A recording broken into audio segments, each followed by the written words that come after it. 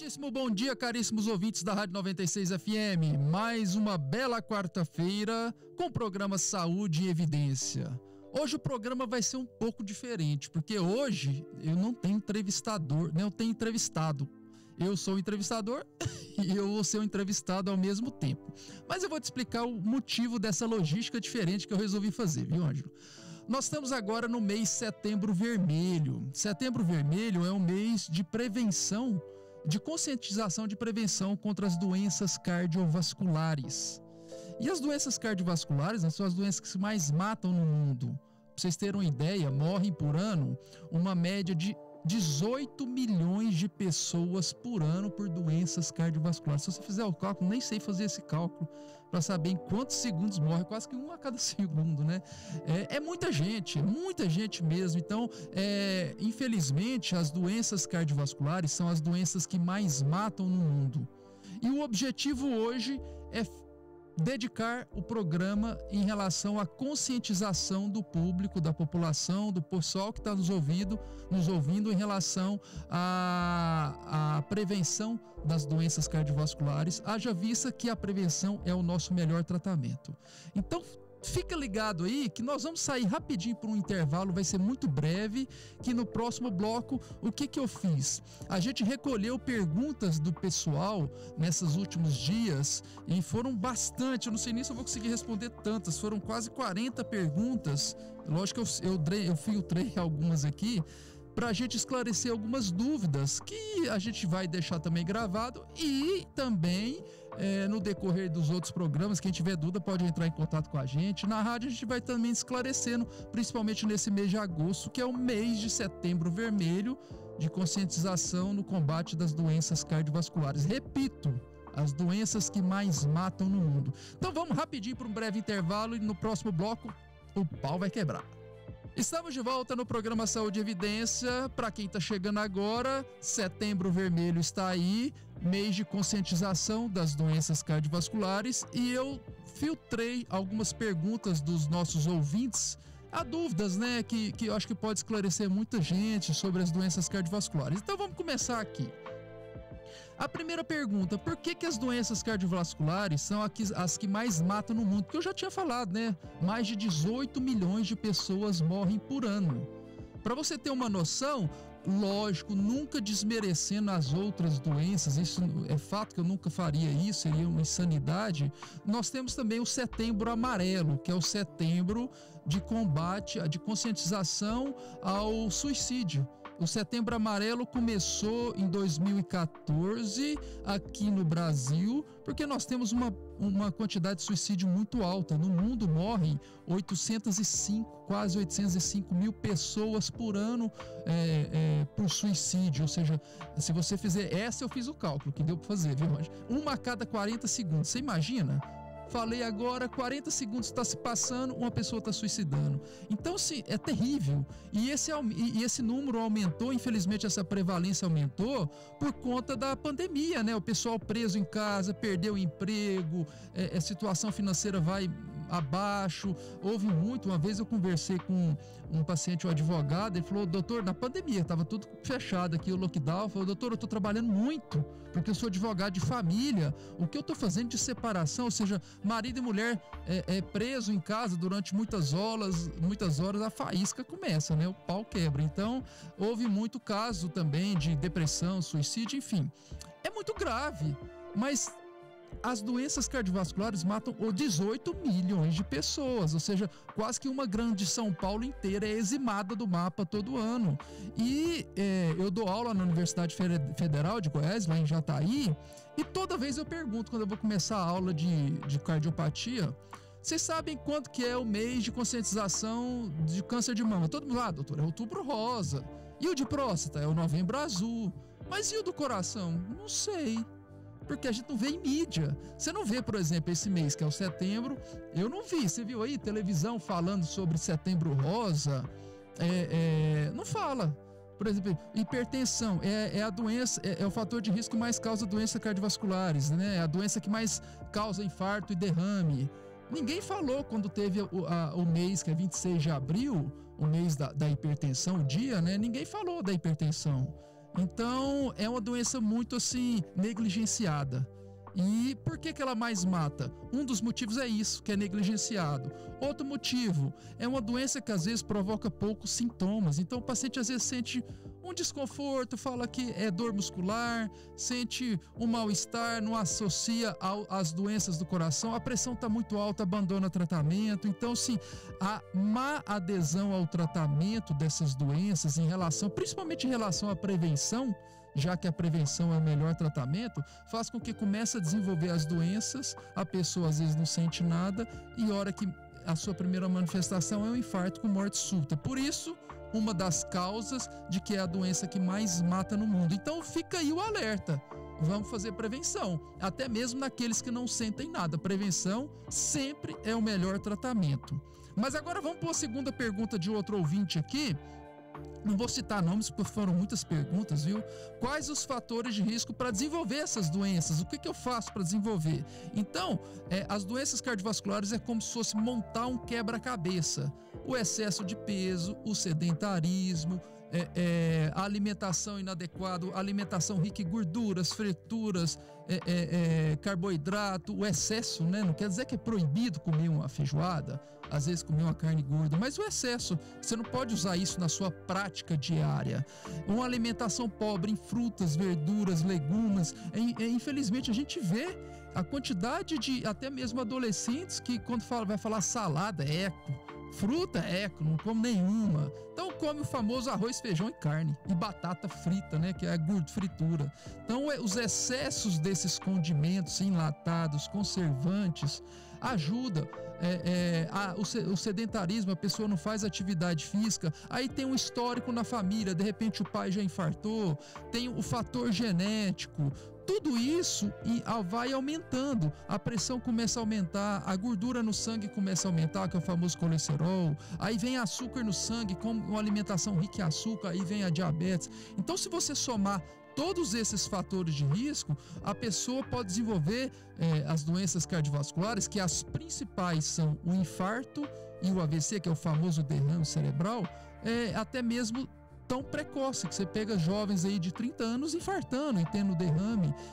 A gente está acompanhando e vendo tudo isso. Então, os principais fatores de risco são esses. Se esses são os principais fatores de risco, qual que é a melhor forma de se evitar as doenças? Combater esses fatores. Então, e aqui fala outra coisa também que eu esqueci de falar. À medida que a gente vai envelhecendo, a idade é um grande fator de risco. Porque daí veio essa terceira pergunta. Se a idade, a herança genética que eu falei, o gene, né? E o histórico na família, que eu comentei, se tem um pai com infarto, ou derrame, ou hipertensão, se esses são fatores de risco, como que eu vou trabalhar na prevenção dessas doenças, sendo que eu não posso trabalhar em evitar com que eu fique mais velho? Só se morrer antes, né? Em evitar a minha herança genética. Não tem como. Daí a gente vai ter que trabalhar naqueles fatores de risco que são modificáveis, como eu havia dito. A gordura no sangue aumentada, o peso, o sedentarismo, o fator emocional, o estresse, a noite mal dormida, a alimentação adequada, a atividade, tudo isso é de extrema importância, até porque em 2019 foi publicado um grande artigo científico que virou a referência da última literatura sobre prevenção cardiovascular nos Estados Unidos, que falou o seguinte: pacientes menor ou igual a 40 anos, se adquirem hábitos de vida saudáveis, igual eu falei, atividade física, alimentação adequada, controle do peso, qualidade do sono, tudo isso que eu falei, né? O fator emocional, você consegue evitar um desenvolvimento da doença do coração em mais de 80%. É muita coisa. Vocês percebem a importância do Setembro Vermelho, que deve se estender para outubro, novembro, dezembro, janeiro, até o resto da vida, porque a prevenção com fatores simples, com hábitos simples, são o suficiente para a gente controlar essas doenças e evitar o grande mal. Já que vou repetir o que eu falei no início, morrem mais de 18 milhões de pessoas por doenças cardiovasculares. É a doença que mais mata no mundo. Se você fizer esse cálculo aí, em poucos segundos já morreram várias pessoas. Para você ter uma ideia, aqui no Brasil, morrem um pouco mais de 1.000 pessoas por dia, dá quase 400 mil pessoas por ano só no Brasil. Então, ontem morreram 1.000, hoje vai morrer 1.000, amanhã mais 1.000, depois de amanhã mais 1.000, por doenças cardiovasculares. E, repito novamente, o melhor tratamento é a prevenção. E como prevenir? Combater esses fatores de risco que desenvolvem as doenças. Mas vamos para uma outra pergunta aqui de um outro ouvinte. Se a pressão alta, que é a famosa hipertensão, está entre os principais fatores de risco, e ele até já alertou, é uma doença fácil de diagnóstico. Você vai ter um aparelho de pressão medindo bem feito, a pressão vai estar elevada, um aumento sustentado, né? Se é uma doença que é fácil de você descobrir se ela tem ou não essa doença, essa hipertensão, e se é uma doença que o governo oferece remédio de graça, por que tanta gente morre? Pergunta inteligente desse ouvinte, viu? Então vamos lá. A hipertensão realmente é muito fácil de descobrir, a pessoa tem que ter um aparelho bom, calibrado e saber usar a técnica adequada. Usou essa técnica, a pressão mais de 2, 3 medidas está permanecendo a níveis maior ou igual a 14 e ou por 9, porque pode estar 12 por 9 é alta, pode estar 15, 14 por 8 é alta também. Então eu sou classificado como hipertenso. Hipertenso eu tenho que tratar, combater os fatores de risco que desenvolvem a hipertensão, que é o mesmo das doenças do coração, combater sedentarismo, o excesso de álcool, gordura, fritura, a alimentação inadequada, combater o excesso de peso. Se eu fizer tudo isso, eu consigo controlar. Acontece que uma grande maioria não consegue controlar somente com os fatores não farmacológicos. Muitos têm que tomar remédio. E mesmo eu dando o remédio de graça, o pessoal abandona o tratamento. Primeiro ele começa com aquela fase da negação, né? Não, eu não sou hipertenso, eu sou pré-hipertenso. Então, eu não preciso tomar remédio. Eu tomo remédio só na hora que eu tô com a pressão alta. Outros falam, não, eu tomei um mês, eu medi a pressão, controlou, tá ótima, eu não preciso tomar mais. Outros falam assim, doutor, mas eu não tô sentindo nada, para que eu vou tomar isso? Então é muito difícil fazer uma pessoa aderir ao tratamento farmacológico, tomar o remédio de maneira adequada, num paciente que não sente nada. Daí a importância de vocês acreditarem na ciência, nos estudos e na capacidade do seu médico em te passar uma informação de qualidade. Hipertensão é uma doença crônica não transmissível.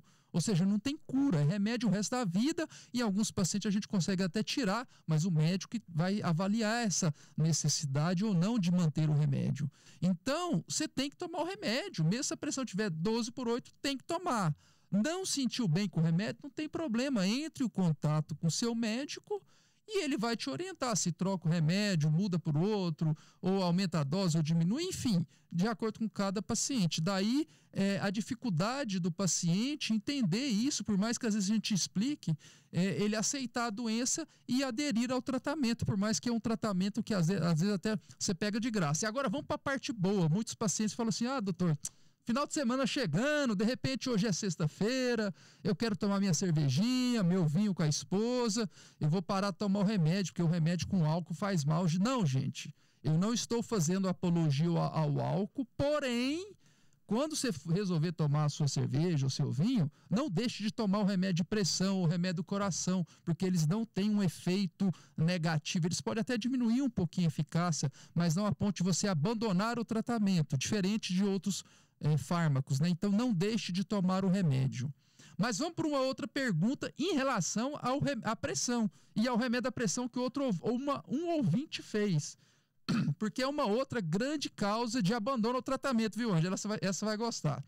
O remédio da pressão causa impotência sexual? Pois é.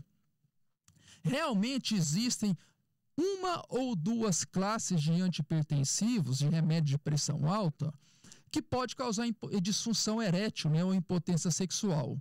Mas, lógico, o médico que entende dessa doença, que é um hipertensólogo, ou seja, que entende da hipertensão, ele vai saber, por exemplo, o rapaz é novo, desenvolveu hipertensão, eu não vou passar essa classe de antihipertensivo que pode desenvolver hipotensão, Porque se desenvolver, ele vai abandonar o tratamento e nunca mais vai te procurar.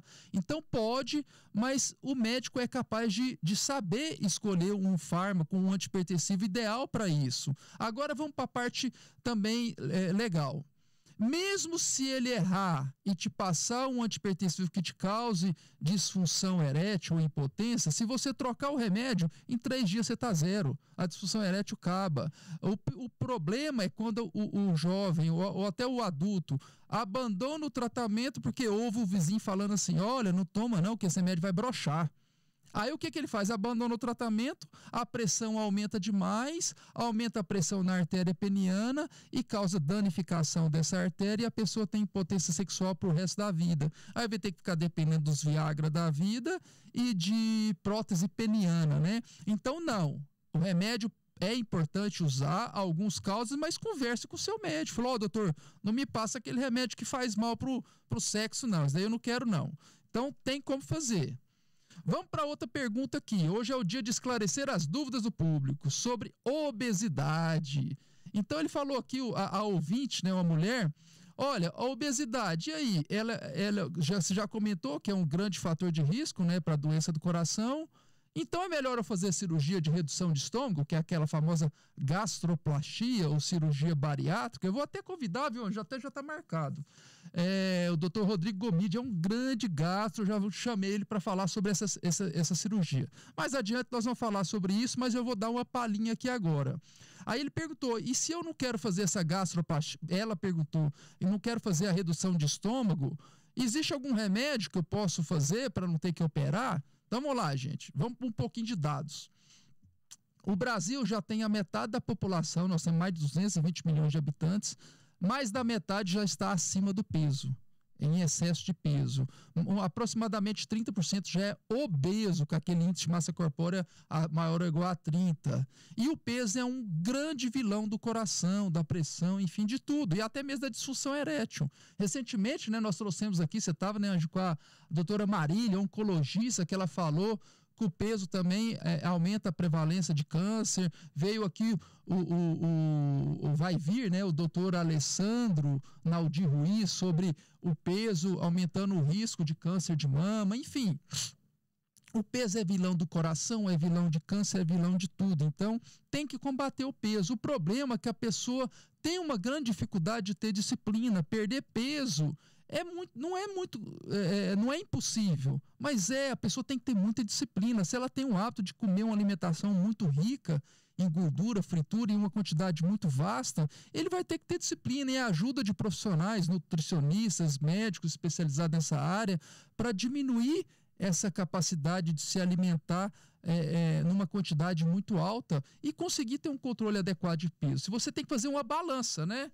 De um lado é a quantidade que eu vou ganhar de caloria, do outro lado é a quantidade que eu vou perder. Então, se eu diminuir o meu consumo de caloria e aumentar a minha perda de caloria com a atividade física, eu tenho uma perda de peso muito mais significativa. Daí a importância da gente associar uma dieta com atividade física. Daí, o pior é que vem o povo que é custoso.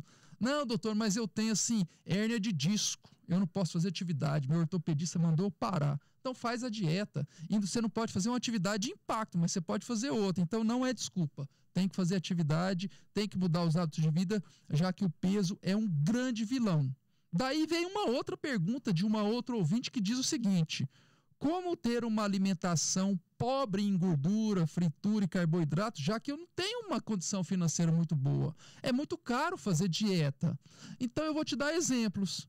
Nós temos aqui, será que é só domingo, né? Tem domingo que é a feira, que é lá, acho que é a feira lá perto do estádio. Mas tem mais de uma feira, né? Tem a feira lá perto do fórum também, lá onde tem os juízes lá.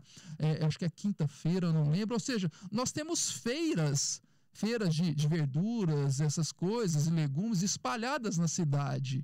E nessas feiras, eles vendem por um preço um pouco mais acessível. Então não fica caro você aumentar o consumo de verduras, legumes, oleaginosas, escolher uma fruta que você tem mais afinidade, uma verdura e um legume que você tem mais afinidade, e aumentar o consumo dele, principalmente na refeição principal, de repente no almoço, antes de comer aquele prato recheado de carboidrato e gordura, o ideal não fazê-lo, né, em excesso, comer primeiro o prato de verduras e legumes, porque já vai te dar um pouco de saciedade a ponto de você diminuir a ingestão desses alimentos que entopem suas artérias. Daí a importância, porque nós conseguimos sim ter uma dieta, ou seja, adquirir um estilo de vida adequado, um estilo de vida rico em verduras, legumes, frutas, sem ter um aumento no nosso orçamento financeiro no final do mês. Dá sim. Aí vem outra pergunta aqui em relação à gordura, né? Essa é custosa. A gordura animal ou óleo de cozinha, aí, o que eu vou usar? Porque, doutor, me falaram aqui, e hoje eu ouvi isso, viu, Ângelo? Óleo causa câncer. Como que eu vou usar óleo de soja? Porque eu vou ter câncer. Aquela coisa que vai ficar lá, como é que é? Enlatado, aquele negócio lá naquela... Agora nem na lata mais, né? Num pet de plástico lá, num negócio lá, que vai causar câncer. Eu não quero ter câncer. Eu prefiro entupir minhas artérias do que ter câncer. Pois bem, vários pesquisadores fizeram inúmeros de artigos científicos comparando isso, viu, gente? Óleo vegetal, que é óleo de cozinha, né? Óleo de soja, óleo de milho, óleo de girassol, óleo de canola, com a banha de porco. Falando a banha de porco, é a banha em geral, gordura animal, né? E aí, qual dos dois que são saudáveis ou não? Então vamos lá. Recentemente, vamos repetir de novo sobre a doutora Marília. Eu gostei da entrevista dela, viu, Joana? Menina fantástica. E eu perguntei para ela, né? Você estava aí, né, Ângelo? Sobre os alimentos que podem causar mais câncer no geral, né? Porque a gente vê no YouTube às vezes ajuda, mas atrapalha bastante. Eu falei, é a pipoca de micro-ondas, igual a gente vê Ilaí Ribeiro falando, né? Falou, não, é a gordura animal, é um dos alimentos que mais causa câncer. Então, se de repente você não quer deixar de comer a gordura animal, a banha, por conta de entupir suas artérias, infartar e morrer, então deixa por causa do câncer. Você viu que perigo? Ela causa entupimento da artéria, você vai ter um derrame, infarto e também câncer. Então, gente, realmente a gordura animal não é saudável. Isso também a gente não deve ser tão radical e chegar e falar assim, olha, então é proibido se comer gordura aqui agora. Ninguém vai comer gordura? Não. É como eu havia dito no início. Isso não deve ser uma prática diária, não deve ser a prática do seu dia a dia, todo dia comer gordura. Então, uma vez ou outra, você vai reunir com os amigos aí a cada um mês, vai fazer um churrasco, não vai extrapolar, mas tudo bem, vai comer sua feijoada, não tem problema. Ou realmente você não abre mão da banha, você prefere fazer na banha ao invés de fazer no óleo, já que o óleo, se você usar numa quantidade de 250 ml por adulto por mês, então se vocês são 4 adultos na sua casa, de repente os 2 filhos e o casal, marido e mulher, 1 litro tem que dar por mês de óleo de cozinha. Qual? O que você quiser. Não tem problema, porque a quantidade é tão pequena que não vai te fazer mal. Aí você pode usar sem provocar malefícios. Ah, não, doutor, mas eu quero ser mais saudável ainda. Então, você tem opções. Ou usa aquela panela elétrica, que é air fry, ou tá tendo agora, até tinha aqui, acho que fechou agora o Polishop, né? Essas panelas antiaderentes, né? De cerâmica, uns negócios legais aí que você pode usar sem precisar de colocar óleo, banha ou qualquer outra coisa. Também ele ajuda bastante. Ou usar o azeite. Para o azeite, até o azeite virgem, não precisa ser o extra virgem, que é mais caro, para esquentar ele na comida, você pode usar, que você usa um filetezinho, já é o suficiente para não grudar a comida na panela e você não entupir suas artérias. Então você tem as opções. Outra pergunta que fizeram aqui também, sobre o ovo, outra pergunta polêmica, hein, gente? Porque o ovo antigamente era vilão, depois deixou de ser vilão, virou bonzinho, agora voltou a ser vilão, agora mesmo depois está bonzinho. Então vamos lá, vamos falar sobre o ovo. O ovo é capaz de causar danos, entupir as artérias, sim. Então, para você ter uma ideia, um ovo tem aproximadamente 320 miligramas de colesterol. E um adulto deve consumir por dia por volta de 300 miligramas de colesterol. Mas se um ovo já tem 300 miligramas, aproximadamente um ovo de 50 gramas, né? Ele tem aproximadamente 300 miligramas de colesterol, eu não devo comer mais do que um ovo por dia. Essa é a conta. Cálculo de padeiro, fácil de fazer, o ideal se consumir no máximo um ovo por dia. Ainda é uma polêmica, porque tem alguns estudos falando que eu posso consumir até 2, porque você não consegue absorver toda essa quantidade de gordura que a gema do ovo é capaz de nos ofertar. Então, mas como ainda não se chegou num bom senso em relação a isso, um ovo por dia seria o suficiente, de preferência cozido em água. Que seria o ideal, mas quer fazer frito, não vai colocar igual uma vez uma funcionária foi fazer para o meu pai um ovo. Meu pai tem gordura, tem colesterol, diabetes, pressão, tá acima do peso, e foi fazer, ela entupiu a panela de óleo assim, ó, ficou molhado no óleo. Falei, nossa senhora, você vai matar ele, coitado. Aí não pode, né? Vai fazer o ovo, o mínimo de óleo ou de azeite por dia, né? Que seria o ideal. Ou usar aquela panela antiaderente, que eu comprei uma vez aqui para fazer o ovo, ele é bem legal. Então, isso é o ovo. O ovo pode ser usado, ele tem benefícios, ele faz bem para a saúde, mas o excesso faz mal. A gente vê aí, né, os caras marombados, que eu como 8 ovos por dia, ou tem uns que comem 12 ovos por dia. Eu vi até uma vez no YouTube o cara falando que come 20. Eu falei, nossa senhora, haja fígado e artéria para entupir isso aí. Então, assim, os excessos não, né, gente? Então, vamos ter bom senso. Uma alimentação saudável. Não quer dizer que você tem que ser radical e a partir de agora nunca mais comer ovo, nunca mais comer banha, gordura, fritura. Tenha bom senso, coma com moderação, assim como faz o álcool, né? Beba com moderação, comer com moderação é muito importante. Mas vamos para outra pergunta, que essa daqui é legal. Essa daqui pouca gente adere, viu? Poucos médicos têm essa noção sobre a importância da vacinação para reduzir o risco de doenças cardiovasculares. E a pergunta do ouvinte foi essa. Ué, doutor, mas como eu vacinar, eu vou diminuir o risco de eu ter derrame e infarto? Então, vamos lá. A vacinação contra gripe, contra pneumonia, as vacinações que a gente dá no dia a dia, uma delas é a DTPA, nos pacientes que têm um risco cardiovascular mais alto, com até mesmo a febre amarela, as doses de reforço, a Prevenar 13, a 23, a influenza todo ano. Essas vacinações, ela diminui a quantidade da taxa de inflamação que esse vírus que essa virose é capaz de causar no nosso organismo. Então, uma inflamação muito intensa dentro das minhas artérias, se eu já tenho um pouco de gordura lá, aumenta o risco dessa gordura se intensificar mais ainda e entupir minhas artérias. Estou falando de um modo mais grosseiro para facilitar de vocês entenderem. Então, se eu tenho uma virose, essa virose é uma inflamação. A inflamação, ela não se limita, de repente, a uma sinusite na cabeça, uma inflamação de garganta, ela cai na corrente sanguínea e ativa marcadores que são danosos para as nossas artérias. E esses marcadores, essa taxa de inflamação alta, deixa a artéria mais frágil, mais vulnerável para a gordura entrar e entupir. Então, se eu diminuo a taxa de inflamação com essas vacinas, eu previno um infarto e um derrame, e isso já é comprovado cientificamente. Daí a importância naqueles que já têm fatores de risco para doenças do coração alto, vacinar todo ano influenza, vacinar contra a pneumo 13, a Prevenar, pneumo 23, Prevenar 13, a DTPA, que é difteria, tétano e coqueluche. Então, tem que fazer a vacinação de maneira adequada. E falando em vacinação, nós vamos falar um pouquinho também, ô Ângelo, sobre um grande parceiro que o programa Saúde e Evidência adquiriu aqui, que foi a Clínica de Vacinas Saúde Livre Vacinas, que fica localizada na Clínica Cardiofit. Essa Clínica de Vacinas Saúde Livre é a maior franquia do Brasil. Ela já tem franqueadores em todos os estados do Brasil, tem estados que tem até mais, né? E a Cardiofit foi uma que foi beneficiado por essa franquia, né? Que é a Saúde Livre Vacinas.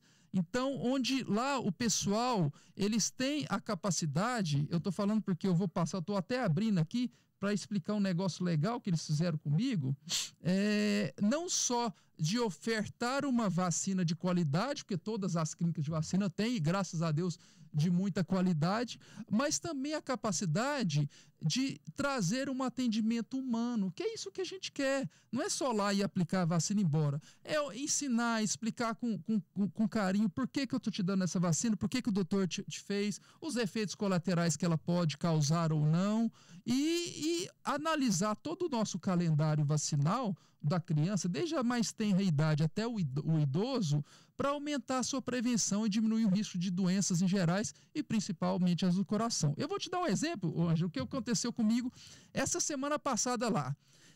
Foi indicado para mim tomar a vacina da herpes zoster, porque geralmente a gente pega a vacina da herpes, ou quem já teve catapora na infância, já teve catapora, Ângelo? Aqueles cheio de pintinho vermelho, é um fator de risco a mais para herpes, ou quem faz o exame de sangue vê que tem o anticorpos lá, o antígeno de varicela zoster positivo, que foi o meu caso, né? Às vezes teve um contato, que é uma virose, né?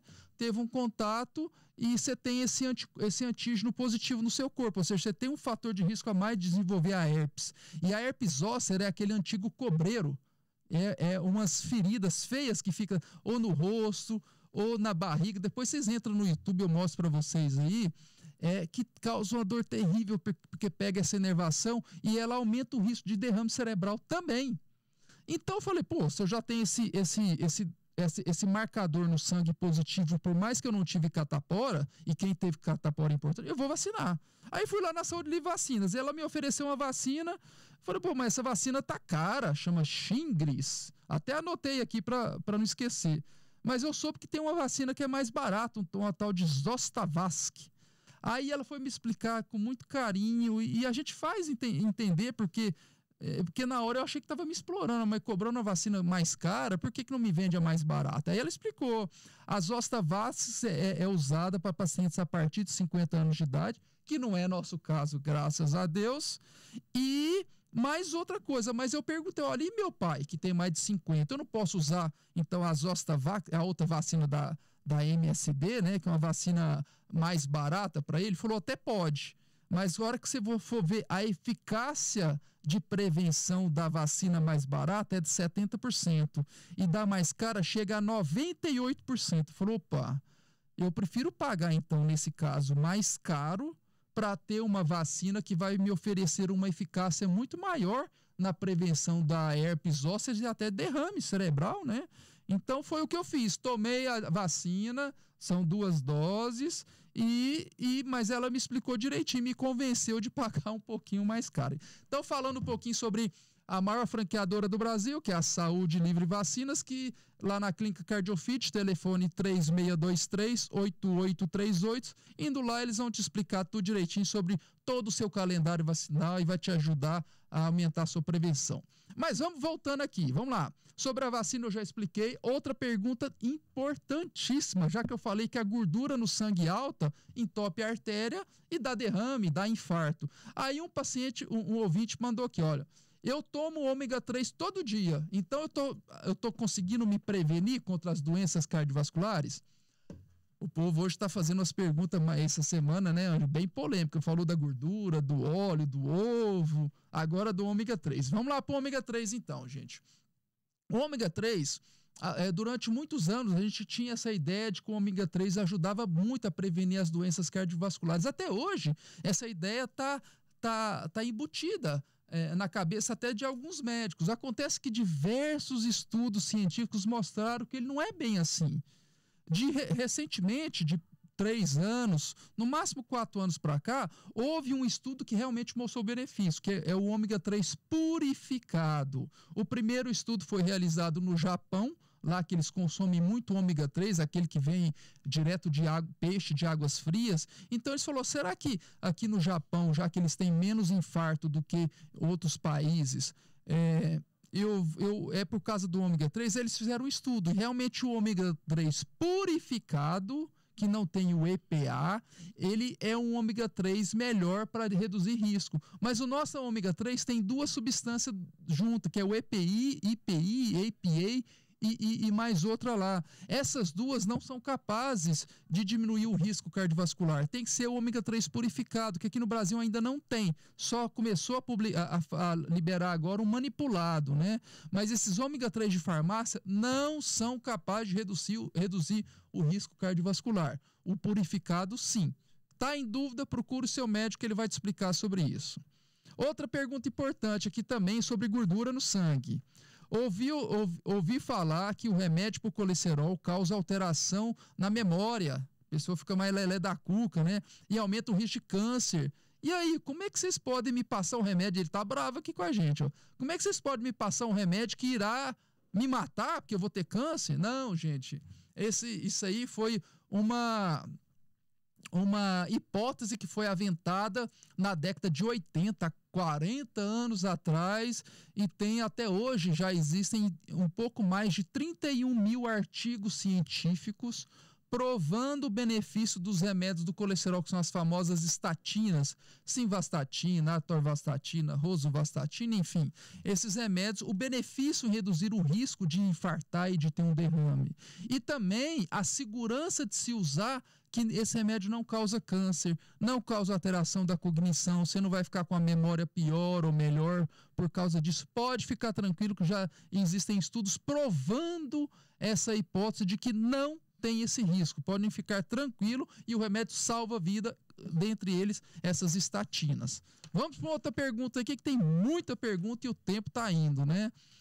Doutor, sou apaixonado no café. Ele faz mal pro coração? Pergunta Márcia. Eu sou fã de café. Você gosta de café, Ângelo? Eu adoro café, cara. Eu sou fã. Mas eu aprendi a tomar o café sem açúcar, que para os entendedores de café fala que no início realmente você vai tomar amargo, né? O negócio parece que não é daquelas coisas, mas você vai acostumando. E hoje em dia eu não consigo tomar sem açúcar. E todo dia eu tomo 2 xícaras, 2 a 3, no máximo 1, 2 de manhãzinha antes de trabalhar, e depois do almoço eu tomo também. Então o café, gente, realmente os estudos provaram o seguinte, por isso que aqui chama o programa Saúde e Evidência, porque eu passo informações baseadas em evidências científicas. O que a evidência diz, gente? O café faz bem para o coração, desde que faça uso com moderação. Se você toma no máximo 200 miligramas de cafeína por dia, que se equivale a aproximadamente 3, estourando 4 xícaras, aquelas pequenininhas de café, aquela xicrinha, né? Xícara grandona não, viu? Aquela xícara pequenininha, aqueles cafezinhos, aí ele provoca um benefício cardiovascular. No início, quando você toma pelas primeiras vezes, ele causa um leve aumento de pressão, depois você vai adquirindo uma espécie de resistência do organismo, de modo a fazer redução dessa pressão arterial aí e o benefício cardiovascular. O excesso de café causa arritmia, aumenta a pressão, causa uma série de transtornos. Então, café faz bem, mas o excesso faz mal. Já até falei a quantidade, de 3 a 5 xícaras por dia. Outra pergunta aqui, essa aqui é boa, hein? Final de semana aí, ó. Doutor, eu sou goiano e eu adoro tomar uma cerveja. Ele faz menos mal que os destilados, como a pinga e vodka pro coração? Cervejinha, né? Ninguém é de ferro, mas vamos lá, vamos falar sobre o álcool. Também é um assunto legal. O que a sociedade brasileira e as sociedades internacionais de cardiologia falam sobre a bebida alcoólica? A bebida alcoólica, assim como o café, a ideia é a mesma. Existe uma quantidade mínima necessária para não causar um malefício. Mas por que os médicos, de repente, não incentivam o consumo de bebida? Porque a pessoa não vai ficar em 1 lata de cerveja por dia, ou 2 latas. Ele não consegue tomar só uma garrafa de 600 ml de cerveja por dia, ele vai tomar 2, 3, 4. Então, o excesso, ele vai aumentar a pressão. O excesso vai ajudar a entupir as artérias. O excesso vai causar fraqueza, em alguns casos, né, no coração. Então, o excesso de álcool é ruim para o organismo. Se você tomar, até mesmo a pinga, você pode tomar, que ela não vai te fazer mal, desde que seja uma quantidade muito pequena. E para vocês terem uma média de cálculo, o que eu falo para homem, infelizmente para mulher é a metade, ou para homens abaixo, com baixo peso, menor que 60 quilos aproximadamente. Então, cerveja, cada adulto deve consumir no máximo uma cerveja de 600 ml por dia. Para a mulher, a metade, ou para homens de baixo peso, a metade também, 300 ml.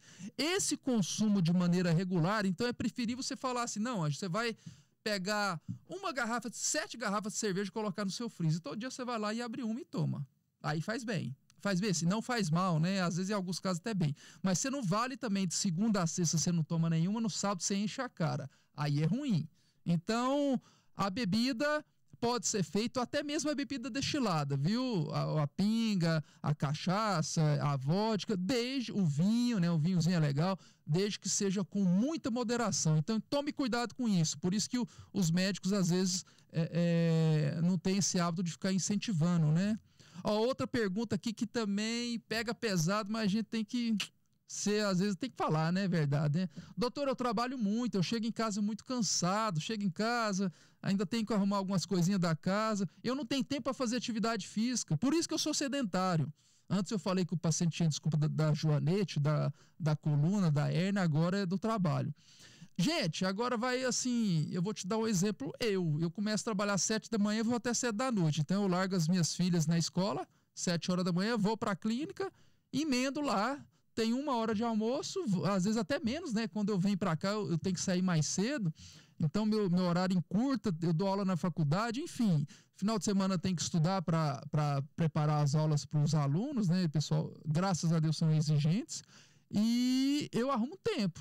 Ou eu acordo às 5h30 da manhã e malho durante pelo menos meia hora, ou hora que eu chego da clínica, eu como alguma coisa rápido e vou para academia. Então, eu estou conseguindo fazer isso 4 vezes por semana e está me ajudando muito. Então, se você tiver disciplina e priorizar a sua saúde, você vai conseguir se dedicar no mínimo 3 vezes por semana, no mínimo 150 minutos por semana de atividade física moderada. Isso faz bem para o coração, faz bem para a cabeça, faz bem para a memória, faz bem para o corpo e para a sua autoestima. Então, atividade, infelizmente, até mesmo naqueles que trabalham muito, vocês conseguem se dedicar, ter disciplina e priorizar um tempo para isso. Vamos lá, então. Existe um tempo mínimo, essa pergunta até respondi, mas vou responder de novo, para se fazer atividade física e ter um benefício? Sim, como eu havia dito agora, pelo menos 150 minutos por semana de atividade moderada. Atividade moderada, gente, não é você aqui no shopping, tá passeando aqui, igual a gente vê aqui, né? O marido e a mulher, o namorado e a namorada de mão dada, conversando, olhando as lojas aí, as coisas para comprar. Não, é atividade mesmo. Ou fazer uma caminhada mais intensa, com um Cooperzinho, ou se você faz uma atividade de alto impacto, crossfit, corrida, tênis, quando não é de dupla, quando é só individual, aí você pode fazer pelo menos 75 minutos. Então, eu vou repetir. No mínimo, 150 minutos de atividade moderada e no mínimo 75 minutos de atividade intensa. Você fazendo esses dois, você tem um benefício do ponto de vista cardiovascular. Outra pergunta aqui. Estou me dedicando para ser triatleta. E o pessoal tá 880, ou não faz nada ou faz muito, né? Para ser triatleta, quero ficar cada vez mais saudável e evitar doença do coração, né? E o outro, já vou emendar outra pergunta aqui, porque o tempo é curto. Eu também estou preparando para correr a maratona, que são 42 quilômetros. E aí, o que você fala? Então vamos lá, gente. A atividade física é muito bom. Quando você vai partir para uma atividade onde vai fazer mais de 3, 4 horas de atividade intensa, contínua, o ideal é você procurar a ajuda de um cardiologista ou de um cardiologista do esporte ou de um médico do esporte para ver se o coração está legal, se a pressão está boa, se não tem nenhum tipo de arritmia durante um esforço muito intenso e preparar a sua alimentação e a sua ingestão hídrica para você não ter, porque quando você corre 42 quilômetros por ele na maratona, ou é triatleta, né? Corre 42, nada mais, acho que uns 6, 7, e pedala mais 100 quilômetros aí, é umas coisas mais malucas, né? Você perde muitos sais minerais. E se você não repõe esses sais minerais, esses líquidos também, durante a corrida ou a atividade esportiva, você pode ter arritmias gravíssimas e morrer. Então você pega, é raro, mas existe, maratonistas morrendo, triatletas morrendo, porque não fez a ingestão dessas substâncias, a reposição durante o treinamento, ou durante a maratona, ou durante o esporte, de maneira adequada. Ou teve, né, não teve o caso daquele João Paulo Diniz, lembra? O filho do Abílio Diniz? O cara era triatleta, mas ele tinha uma doença congênita, chamada cardiomiopatia hipertrófica. Ele já nasce com o coração mais musculoso. É diferente do músculo do braço, por exemplo, né? E ele fazia atividade e, de repente, uma atividade muito intensa provocou uma arritmia e matou ele. Foi mais ou menos assim, tá? Eu tô falando que eu vi em internet, mas o que acontece, geralmente, quem tem essa doença, é geralmente isso, uma arritmia gravíssima, né? Então, quando for fazer uma atividade de muito longa distância, uma atividade muito intensa, procure seu médico de preferência, faça um check-up e veja se o coração está em dia, se está tudo em ordem para você não ter problemas aí, tá bom? Outra pergunta em relação à atividade. Essa aqui, ó, olha lá que eu falei da desculpa lá, ó. Doutor, tem o Joanete, aquelas machucadas na sola do pé lá, não sei muito bem sobre isso. E aí, eu não posso fazer atividade. E agora, o que eu faço? Gente de Deus, você tem pedal, tem academia, tem bicicleta, tem na água, né? Hidroginástica. Você pode fazer, porque não tem um impacto, né, do pé. Você tem natação, que é esporte que você quase não causa lesão. Então, sim, o ideal é você procurar um esporte que você faça por prazer. Então, aquele que você gosta. De repente, eu gosto de correr, o Ângelo gosta de fazer academia. Então, aquele esporte. De repente, eu tenho medo de água, eu não gosto da água, eu tenho alergia ao cloro e outros já gostam. Então, use uma atividade que você faça por prazer, mesmo tendo alguma lesão ou joanete, procure encontrar outra, mas não fique parado. Com que frequência devo procurar o médico para fazer um check-up? Então vamos lá, eu já falei um pouco, por exemplo, sobre esses pacientes que faz um esporte de alto impacto, né? Esses esportes de alto impacto tem que procurar no mínimo uma vez por ano. E quem não tem nada, eu devo procurar? Até tem, porque se você descobrir alguma doença, de repente uma pressão ou um colesterol, o próprio médico, o próprio cardiologista ou o médico da sua preferência, ele vai atribuir para você um tempo mínimo para você procurá-lo, para ver, até porque, como eu havia dito no início, essas doenças são silenciosas. Às vezes o Ângelo tem um colesterol muito alto, está lá entupindo as artérias, não sente nada. E o primeiro sintoma é o infarto. Daí a importância de fazer um check-up. No mínimo uma vez por ano, mas em alguns casos pode-se fazer menos, outros casos pode até prolongar mais. Outra pergunta legal aqui, ó, cigarro eletrônico, desculpa o termo, essas porcaria de pendrive aí, esses vaping, né? Esse cigarro eletrônico que muita gente fala, não, o meu filho tá usando porque ele era viciado no cigarro normal e tá usando para parar de fumar o cigarro normal, achando que esse cigarro eletrônico vai tirar o vício do cigarro, mas não vai causar malefício, justamente, isso tem nicotina. Pra vocês terem uma ideia, eu fui ler sobre isso, eu dei uma aula uma vez na faculdade sobre esses cigarros, eles podem aquecer até 600 graus.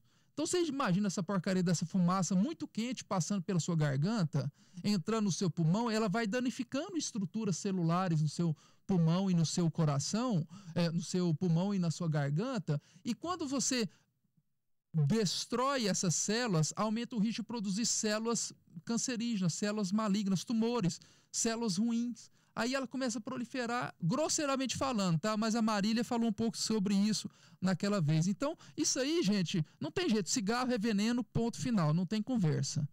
Outra pergunta importante aqui sobre cigarro também, né? Olha, minha esposa é fumante e está grávida. E aí, meu filho pode nascer com problema? Pode sim. pode nascer com problema, pode, em alguns casos, até certa abstinência do cigarro, ele pode ter mais irritabilidade, baixo peso, baixo crescimento, uma série de complicações até do pulmão também. Não quer dizer que é Ctrl-C, Ctrl-V, que toda mulher que fuma na gravidez, o filho vai ficar doente, mas a chance é muito maior. Então, assim, se você não quer se proteger e salvar a sua vida, salva a vida do seu filho e para de fumar, não tem jeito.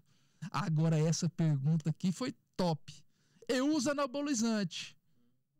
Usa aqueles Decadurabolim, Durateston, como é que chama lá? Esteroides, né? Eu uso esteroides, eu uso anabolizantes. E aí, eu posso ter problema de coração? Então, grosseiramente falando, gente, para vocês entenderem como que é isso. O anabolizante vai aumentar, além da sua resistência para pegar mais peso, você vai se sentir mais forte, você vai aumentar a sua massa muscular. O problema é que ela aumenta a massa muscular não apenas do músculo, a gente fala musculatura periférica, do braço, da perna, do peito, das costas, dos glúteos, né, que as mulheres também valorizam isso, mas ela aumenta a massa muscular do coração. Então, Ângelo, um braço forte é bonito, mas coração musculoso demais é problema. É a doença que teve lá, mas o João Paulo Diniz, o filho do Abílio, ele já nasceu com coração musculoso, o dele não foi anabolizante, viu, gente? Ele já nasceu com esse problema, mas você pode adquirir essa doença, uma das possibilidades usando anabolizante. Então, vamos lá, é a mesma coisa que fumar pode causar câncer de pulmão, anabolizante pode causar problema no coração também. Não quer dizer que todo mundo que usa vai ter. Mas se é uma roleta russa, para que você vai usar? Então, a ideia é evitar. Adquirir força, ficar bonito. A longo prazo demora mais, mas você faz com saúde, né? Procura o seu médico, ele vai te fazer essas recomendações aí. E o chip da beleza? Outra pergunta legal aqui. Agora tá na moda. Você não sabe, não? É tipo um chipzinho pequenininho que você coloca subcutâneo no corpo do homem ou da mulher, aí você vai no especialista nessa parte de modulação hormonal, que ele coloca dentro desse chip um monte de hormônio, testosterona, estrogênio, até esteroides aí, um monte de hormônio para você ficar mais esbelta, mais bonita, mais forte, com mais resistência, para você fazer suas atividades e dar conta dos seus afazeres do dia a dia com muito mais disponibilidade do que quem não tem. Então, realmente, quem usa isso se sente muito melhor. O problema é que não se sabe muito a longo prazo. Já existem hipóteses de que a longo prazo o chip da beleza pode causar mal para o coração. Então, se há hipótese e até lá, como não tem nada provado a favor ou contra, procure evitar o chip da beleza. Outro anabolizante que fala que é o GH, que é o famoso hormônio do crescimento. Ah, doutor, eu não estou usando testosterona, esteroide, nem chip, mas eu estou usando o tal do GH. E aí, com GH eu tô liberado? Não tá não, meu amigo, porque o GH é o hormônio do crescimento. É aquele hormônio que por isso que a criança dorme mais, os recém-nascidos, as crianças, porque quando elas dormem, durante o sono elas produzem mais o hormônio do crescimento, que é o GH, e faz ela crescer e se desenvolver. Quando a gente usa o GH já em adulto, aumenta a massa muscular. O problema é que também pode aumentar a massa do músculo do coração e causar uma série de complicações. Então, não é aconselhável.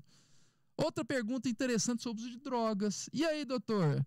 Maconha. Eu fumo maconha, tá aqui, mas não sou viciado. Ó. E faço isso com uma certa frequência. Eu corro risco de ter algum problema no coração? Infelizmente, querido ouvinte, a maconha já fizeram estudos provando que ela aumenta o risco. Não quer dizer que todo mundo que fuma vai ter a doença, assim como eu falei do anabolizante, tá? Mas a pessoa que fuma, comparado com a pessoa que não fuma, isso não serve só para maconha, cocaína, qualquer drogas ilícitas, principalmente, se você fizer o uso, o risco de você ter uma arritmia muito grave, um infarto, uma hipertensão ou uma doença cardiovascular é muito maior do que comparado àqueles que não o usam. Então, o uso de drogas, zero, não tem conversa. Mais outra pergunta aqui, antes que o programa acabe. Gente, o tanto de pergunta aqui, olha aqui. Meu pai é diabético, é hipertenso e toma remédio só quando sente mal. Porque ele diz que mede a pressão dele está muito boa. E por isso ele não toma todo dia. Acontece que o seu rim parou de funcionar. Eita, parou de funcionar e agora ele vai ter que fazer diálise 3 vezes por semana. O que houve com ele? Pode ser que eu tenha esse mesmo destino, então, ou seja, a filha perguntando, o pai tem diabetes, pressão e colesterol. Ele só tomava o remédio só quando sentia mal. Você lembra que eu falei nisso? Adesão ao tratamento. Então, é doença, hipertensão e diabetes, que às vezes a pessoa, não, doutor, eu medi minha glicemia, agora tá boa, hoje eu não vou tomar o remédio, não. Eu medi minha pressão, tá 12/8, hoje eu não vou tomar, não. Você não vai ficar a cada hora medindo a sua pressão e sua diabetes para ver se ela tá boa ou não. Então, o que acontece? Aumenta o risco, porque são doenças silenciosas. A pressão, às vezes, pode estar 20/10, você não sente nada. E vai fritando o seu rim. É o que aconteceu, infelizmente, com o caso do pai dessa menina aí, que teve esse aumento, às vezes, durante muitos anos, aumentou a pressão, diminuiu a oxigenação no rim, e agora vai ter que fazer hemodiálise. Se você vai ter esse mesmo destino ou não, depende de como você segue a sua vida. Já que você tem esse fator de risco, adquira estilo de vida saudável, que você vai ter uma chance de desenvolver doenças do coração muito baixa. Aqui, a outra pergunta aqui interessante. Meu pai tem arritmia. Agora falou comigo aqui, ó. Meu pai tem arritmia e o senhor passou um remédio para ele.